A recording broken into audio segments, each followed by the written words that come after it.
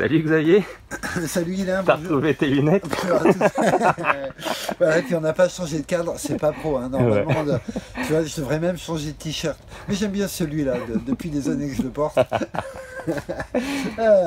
Bon, petite réponse à vos questions, elles sont nombreuses, c'est super agréable. Voilà, ce qu'on disait sur une vidéo précédente, 3000 abonnés, ça fait aussi des questions.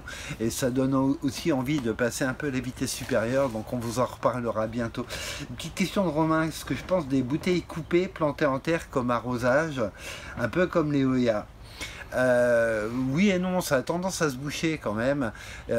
Donc je trouve que vous savez, on disait ça à un moment pour les plants de tomates et tout. Oui, mais c'est comme n'importe quel arrosage. On va passer son temps à contrôler que effectivement ça coule bien. On n'arrive pas à caler les débits. Donc voilà, moi je suis un petit peu mitigé là-dessus. Là où je suis pas mitigé, c'est sur le fait de recycler.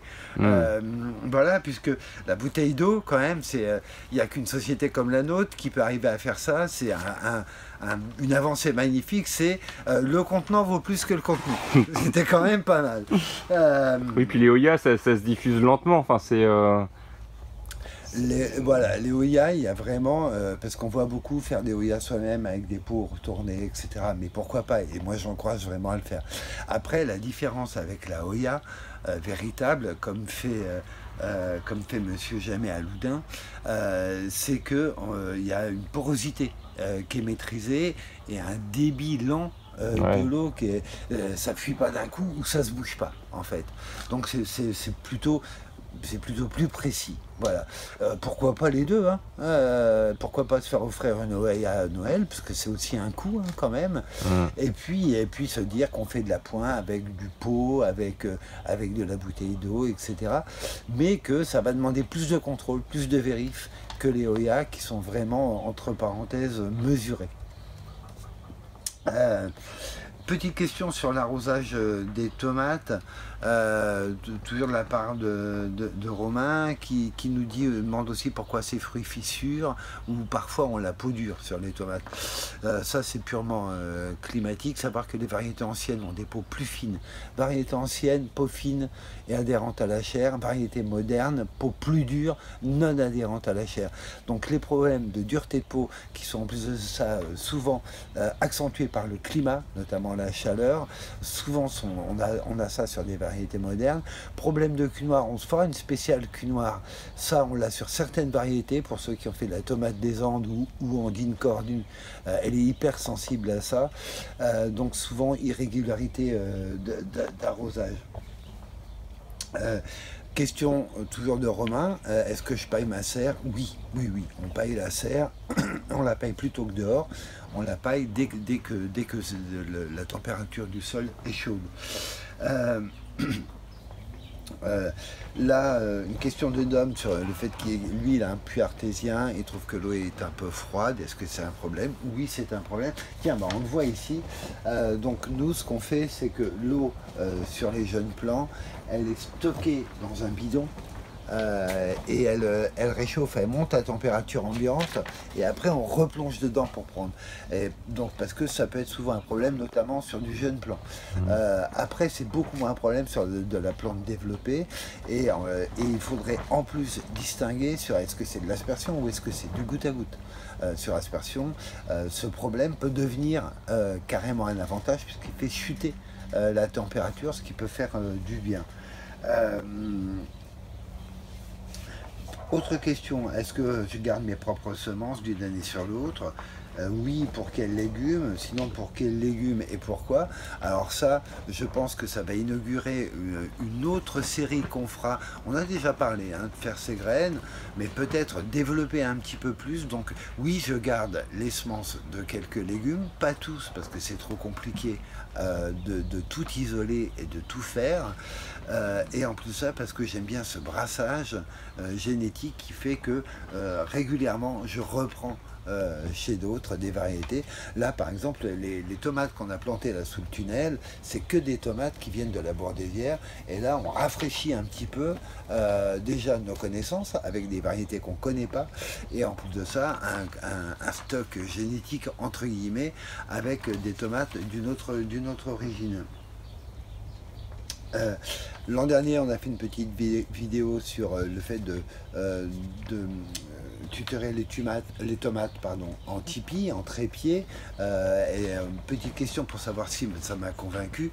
Oui, ça m'a convaincu, mais c'était facile. Parce que moi, j'en ai vu des hectares au Liban. Hein, donc, c'est pas du tout moi qui invente cette technique. C'est une technique qui a convaincu depuis des années déjà Nicolas Toutain à la Bourdaissière. Donc, on va pas dire que ça m'a convaincu. On va dire que ça m'a renforcé dans cette idée que j'avais.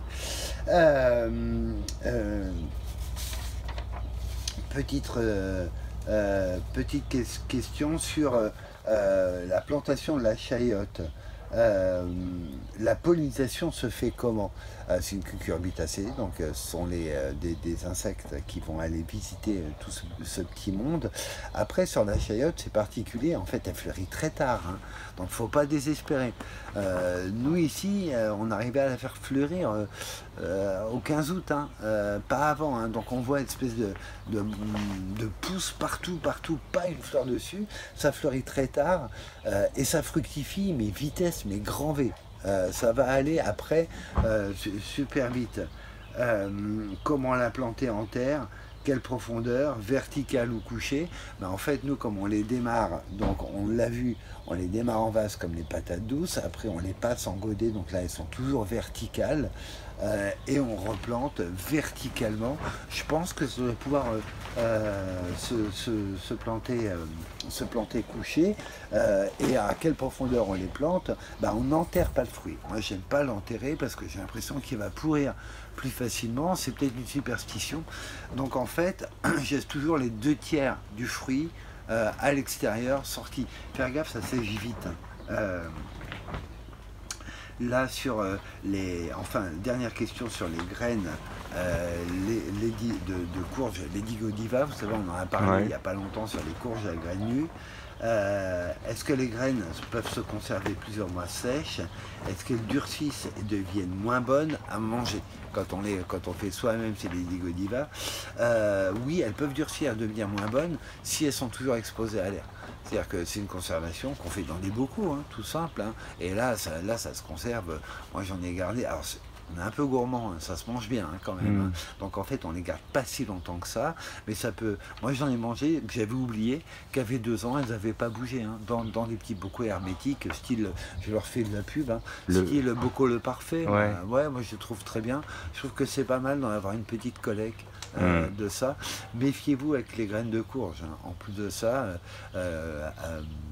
l'amande qui est à l'intérieur, les rongeurs en raffolent. Donc je trouve que le bocaux en verre nous défend bien des petites incursions, on va dire, des rongeurs qui sont parfois désagréables. Voilà pour toute la série de questions qu'on a eues. N'hésitez surtout pas à en renvoyer, voilà, et régulièrement on prendra le temps de tenter d'y répondre quand on a la faculté d'y répondre.